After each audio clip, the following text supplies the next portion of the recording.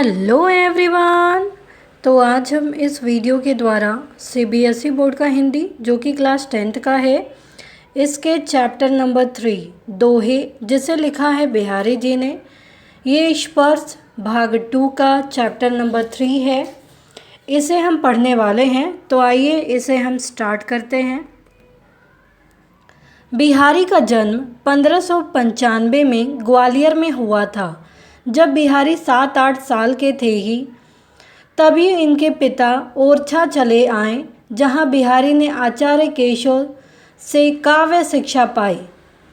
यही बिहारी रहीम के संपर्क में आए। बिहारी ने अपने जीवन के कुछ वर्ष जयपुर में भी बिताए। बिहारी रसिक जीव थे, पर इनकी रसिकता नागरिक जीवन की रसिकता थी। उनका स्वभाव विनोदी और व्यंग्य प्रिय था। तो बिहारी जी का जन्म 1595 ईस्वी में ग्वालियर में हुआ था। जब वे 7-8 साल के थे तभी उनके पिताजी ओरछा चले गए, और जहां बिहारी जी ने आचार्य केशव से काव्य शिक्षा ली, कविताओं के बारे में शिक्षा ली। बिहारी रहीम जी के संपर्क में वहीं पर आए और अपने जीवन के कुछ वर्ष उन्होंने जयपुर में भी बिताए। इनको बहुत ज़्यादा ये रसिक व्यक्ति थे और इन्होंने अपनी कविताओं में भी वो अपना स्वभाव दिखाया है। ये एक विनोदी और व्यंग्य प्रिय कवि थे। 1663 में इनका देहावसान हो हुआ। बिहारी की एक रचना सतसई उपलब्ध है, जिसमें उनके लगभग 700 दोहे संग्रहित किए गए हैं। सतसई बिहारी के द्वारा रची गई रचना, जो कि 700 दोहों के साथ संग्रहित किया गया है। लोक ज्ञान और शास्त्र ज्ञान के साथ ही बिहारी का काव्य ज्ञान भी बहुत अच्छा है। रीति का उन्हें भरपूर ज्ञान था। इन्होंने अधिक वर्ण्य सामग्री श्रृंगार से ली है। इनकी कविता श्रृंगार रस की है, इसलिए नायक नायिका या नायकी की वे चेष्टाएं जिन्हें हाव करते हैं, इनमें पर्याप्त मात्रा में मिलती हैं। बिहारी की भाषा बहुत कुछ शुद्ध ब्रज है, पर है वह साहित्य की। इनकी भाषा में पूर्वी प्रयोग भी मिलते हैं। बुंदेलखंड में अधिक दिनों तक रहने के कारण बुंदेलखंडी शब्दों का प्रयोग मिलना भी स्वाभाविक है, क्योंकि वो वहाँ रहे थे। और इनकी जो भाषा है वो शुद्ध ब्रज है, पर साहित्यिक भी है। इनकी भाषा में पूर्वी प्रयोग भी मिलता है, जैसे हमने देखा बुंदेलखंड के शब्द वहाँ देखने को मिलेंगे आपको। पाठ प्रवेश। माझी पहुँची चमकाई, युत प्रतिभा जतन अनेक, दीर्घ जीवन विविध सुख, रची सतसई एक सतसई रचना की, जिनमें 700 दोहे संग्रहित किए गए हैं। बिहारी ने केवल एक ही ग्रंथ की रचना की, बिहारी सतसई। इस ग्रंथ में लगभग 700 दोहे हैं। दोहा जैसे छोटे से छंद में गहरी अर्थ व्यंजना के कारण कहा जाता है कि बिहारी गागर में सागर भरने में निपुण थे। छोटी छोटी पंक्तियों में बहुत बड़ी बड़ी बातें कह देना। उनके दोहों के अर्था गांभीर्य को देखकर कहा जाता है, सतसैया के दोहरे जो नावक के तीर, देखन में छोटे लगे घाव करे गंभीर। यहाँ सतसई जी की जो दोहे होते हैं वो देखने में बहुत छोटे लगते हैं, लेकिन बहुत गहरी उसमें अर्थ छिपा होता है। बिहारी की ब्रज भाषा मानक ब्रज भाषा है। सतसई में मुख्यतः प्रेम और भक्ति के सार गर्भित दोहे, सार गर्भित यानी प्रभावकारी दोहे हैं, महत्वपूर्ण दोहे हैं। इसमें अनेक दोहे नीति संबंधी है। यहाँ सतसई के कुछ दोहे दिए जा रहे हैं। बिहारी मुख्य रूप से श्रृंगार परक दोहों के लिए जाने जाते हैं, किंतु उन्होंने लोक व्यवहार, नीति ज्ञान आदि विषयों पर भी लिखा है। संकलित दोहों में सभी प्रकार की छटाएं हैं।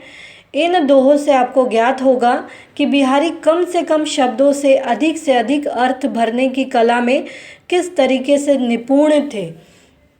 तो आइए इनके कुछ दोहों को देखते हैं। फर्स्ट है, सोहत ओढ़ई पितु पटु श्याम सलोने गात, मनो नीलमणि शैल पर आतपु परियो प्रभात। सोहत का मतलब होता है अच्छा लगना, सुशोभित होना।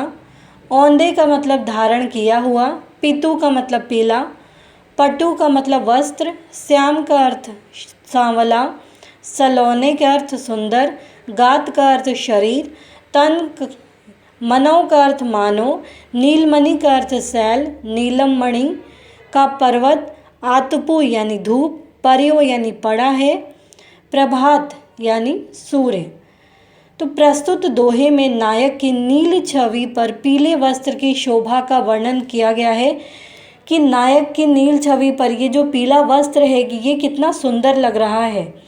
कवि बिहारी भगवान श्री कृष्ण की भव्य शोभा का वर्णन करते हुए कहते हैं कि श्री कृष्ण ने अपने सुंदर श्यामल शरीर पर पीले वस्त्रों को धारण कर रखा है। इस अनुपम वेश में वे इस प्रकार सुशोभित हो रहे हैं जैसे प्रातःकालीन सूर्य की किरणों की आभा नीलमणि पर्वत पर पड़ रही हो तथा संपूर्ण वातावरण उस छटा से अलौकिक हो रहा है। यहाँ कहने का अर्थ है कि नील छवि, नीले रंग के कृष्ण, नीली छवि लगने वाले कृष्ण वो पीला वस्त्र पहने हैं और वो बहुत ही सुंदर लग रहा है। श्यामल शरीर, पीले वस्त्र को धारण किया हुआ, ये बहुत ही सुंदर लग रहा है और इस सुंदर वेश में वो बहुत ही सुशोभित हो रहे हैं।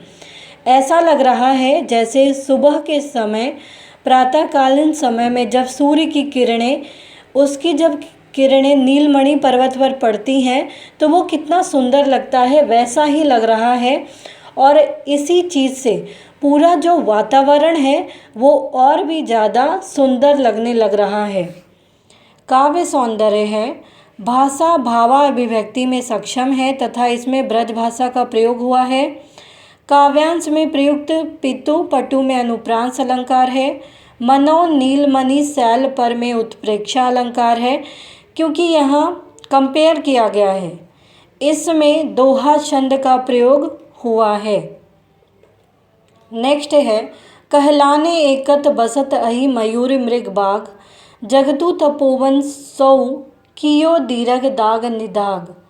कहलाने यानी व्याकुल, एकत यानी एकत्र, बसत यानी निवास करना, अहि अर्थात सर्प, मयूर यानी मोर, मृग अर्थात हिरण, जगतु यानी संसार, तपोवन यानी वन जहाँ तपस्वी रहते हैं, सौ यानी सा, दीर्घ यानी दाग, भीषण गर्मी, निदाग यानी ग्रीष्म ऋतु।